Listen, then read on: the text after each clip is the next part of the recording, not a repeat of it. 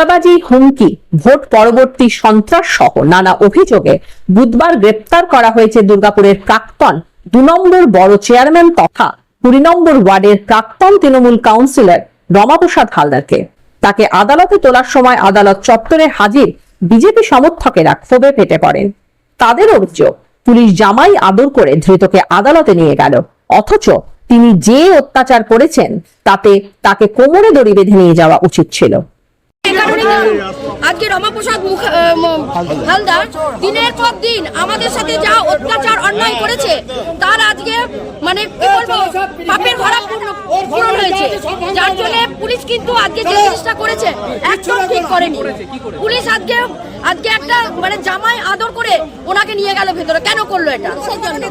দড়ি দিয়ে ব্যারিকেড করে দিয়েছে। ওটা তো শুধু নামকে কিছু করেনি, ওনাকে বাঁচাবার জন্য ওনাকে সেফগার্ড করে নিয়ে গেল, সেটিং করে নিয়ে গেল, কেন কিসের জন্য? আজকে উনি কে?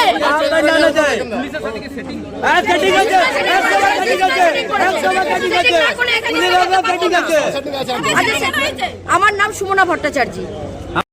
गुड़ाने चाहिए पैनाचिटी थे पूरा पैनाचिटी लिया police police police and mode invite है पुलिस एकदम এই আছে ওকে বাঁচিয়েছে পুলিশ ওকে পুলিশকে না বাঁচানো দরকার ছিল।